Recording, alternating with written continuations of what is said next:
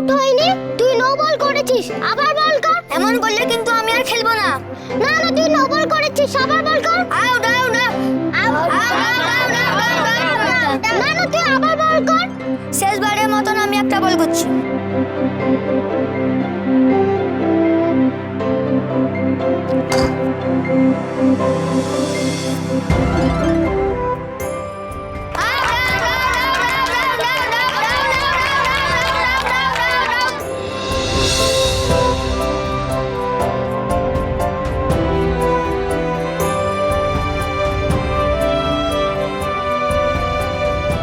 তুমি ক্যাচ ধরলে কেন? আমি আউট হয়ে গেলাম। সো সরি বেটা, আমি যদি না ধরতাম তাহলে আমার কপালে লাগতো, কপালটা ফেটে যেত না। আচ্ছা একটা কথা বলো তো, দিলীপ বাবুর বাড়িটা এদিকে তো? হ্যাঁ এদিকে, কিন্তু বাবা তো বাড়িতে নেই। জানি, তোমার দাদু আছেন তো? হ্যাঁ দাদু আছে। আচ্ছা তোমার যে জ্বর হয়েছিল, এখন ভালো আছো? আমার জ্বর আবার কবে হলো? সরি, তার মানে তোমার ভাইয়ের বোধহয় হয়েছিল, তাই না? বা দাদার? না তো, আমার কোনো দাদাও নেই, ভাইও নেই, আমি একা। আর আমার জ্বরও হয়নি। সরি, ভুল হয়ে গেছে।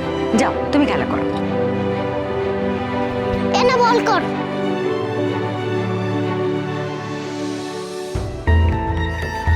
আচ্ছা, দিলীপ এরকম একটা মিথ্যে কথা বললো কেন? ও কি তবে শম্ভুবাবুর কাছে এই কথাটা যেন কিছুতেই বুঝতে দেবেন না।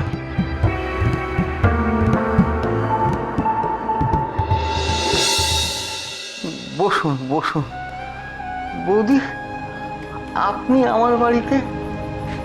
দিলীপ নিশ্চয়ই আমার শরীর খারাপ নিয়ে কিছু বলেছে না? কি কাণ্ড দেখুন তো, আপনি এত দূরে কষ্ট করে। আমি ঠিক আছি এখন, এখন ভালো আছে। মাঝে মাস দুয়েকের জন্য শয্যাশায়ী হয়ে পড়েছিলাম, এখন ঠিক আছে। মা জননীকে তো ঠিক চিনতে পারলাম না। আমি ওনার সঙ্গে এসেছি। ভালো ভালো। আমাদের কিয়ামা এখন দোকান কেমন চালাচ্ছে? এই শরীর অসুস্থতার মধ্যে 1 বছর পুরনো একটা ঘটনা নিয়ে বাবাকে বিব্রত করা ঠিক হবে না। আর তাছাড়া বাবা কেয়া ম্যাডামের ব্যাপারটাতেও খুব বিচলিত হয়ে আছে। আপনার ছেলে আপনাকে কিছু বলেনি? দিলীপ কি বলবে আমাকে? কেয়া ওষুধের দোকানের সামনে থেকে কিডন্যাপড হয়ে গেছে। দিলীপ আপনাকে সেসব কিছু বলেনি? কিয়ামা কিডন্যাপ হয়েছে? কি বলছেন কি আপনারা?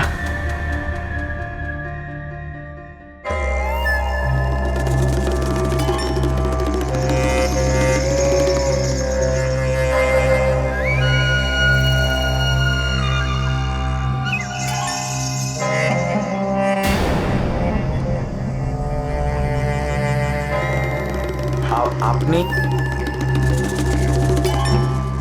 দরকার ছিল? কি দরকার বলুন।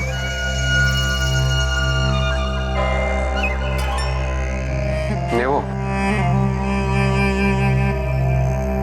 কি? টুলটা নেব? হ্যাঁ হ্যাঁ, নিন না, নিন। এনি বসুন।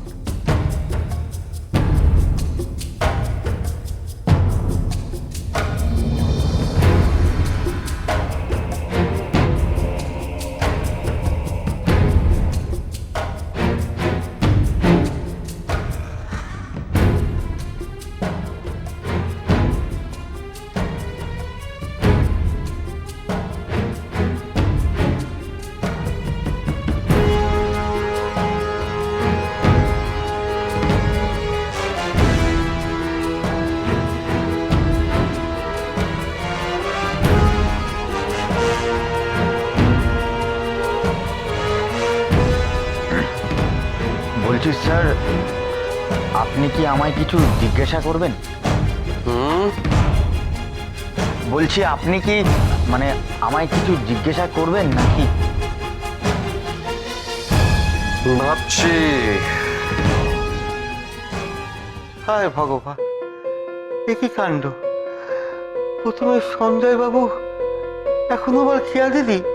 ভগবান, তুমি ভালো মানুষগুলোকে কেন এমন শাস্তি দিচ্ছ?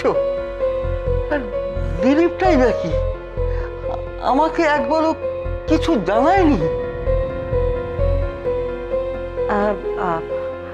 দেখুন, আমার মনে হয় আপনার শরীর খারাপ, তাই জন্য হয়তো। আরে আমার শরীর খারাপ বলে এরকম একটা ঘটনা আমাকে জানাবে না? এটা একেবারে আমাদের সঞ্জয় বাবুর মতো। বাবার মতো উৎসাহ, বাবার মতো তেজ, মনটাও বাবার মতো একদম নরম। কারোর কষ্ট দেখে না হাত পা গুটি একেবারে বসে থাকতে পারে না। সকালে সঞ্জয় বাবু মারা গেল, তারপর কত খাটতো মেয়েটা দোকানের জন্য, নিয়ম করে দোকানে আসতো। এই ভিড়, এই দোকান, এইসব খাটুনি কি ওইটুকু একটা ফুটফুটে বাচ্চা মেয়ের জন্য?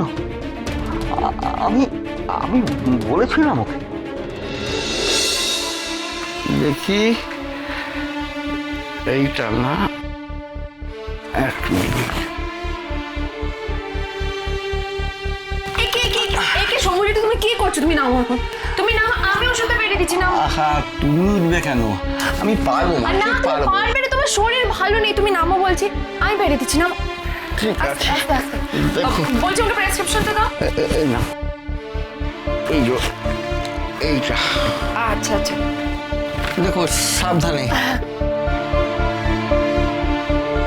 এই না, আর এবার থেকে কোনো ওষুধ যদি ওপরে থাকে তুমি আমাকে বলবে, ঠিক আছে? বিলটা করে দাও।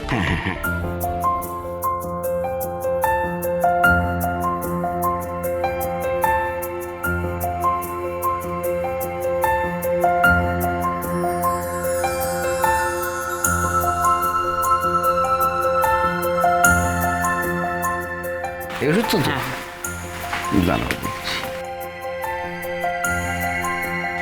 মা, হ্যাঁ, দেখো তো এটা কি লেখা আছে, আমি ঠিক বুঝতে পারছি। এইটা দিয়ে তো ডি দিয়ে আছে সমুজ, একটু দেখো এই নিচে তাকে আছে। হ্যাঁ ঠিক আছে, ওই ওই যে এখানে আছে।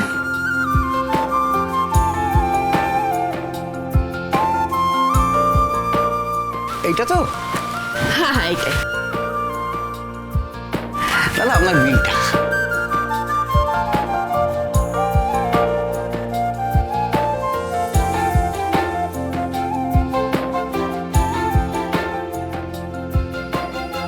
মা, হ্যাঁ সমুজ, একটু তোমার একটা কথা বলি মা। হ্যাঁ বলো না। বলছি দোকানের ঝক্কি সামলানো কি তোমার কাজ? তুমি বরং একটা লোক রাখো, আমি তাকে সব শিখিয়ে পড়িয়ে নেবো। এখন সেসব কাজকর্ম দেখাশোনা করবে। শম্ভু জেঠু, বাবা যখন এখানে ছিল বাবা তো সব করতো, সব ঝক্কি নিত, তাহলে আমি কেন নিতে পারবো না? বাবা যা যা করতো আমি ঠিক তাই করব, সব কিছু করব, তুমি একদম চিন্তা করো না। ঠিক আছে মা, তাই কর, তাই হবে। এমন করে কত গরিব মানুষকে ওষুধ দিত, কত লোকের কম পয়সায়, কত লোককে বিনা পয়সায়।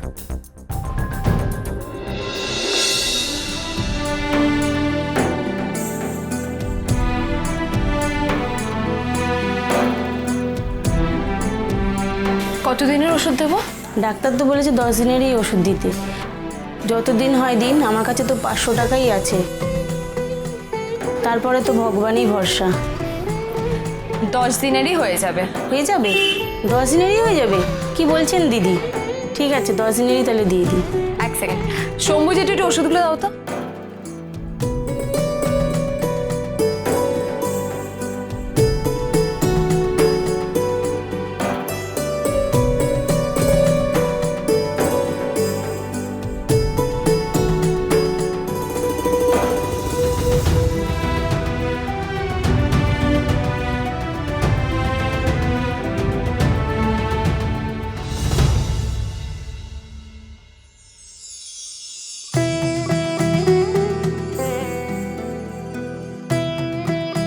ধন্যবাদ।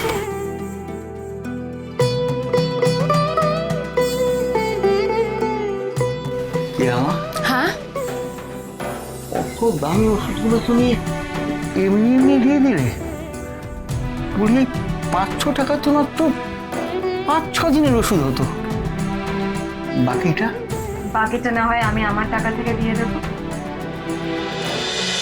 জয় কালী। কালী কলকাতা वाली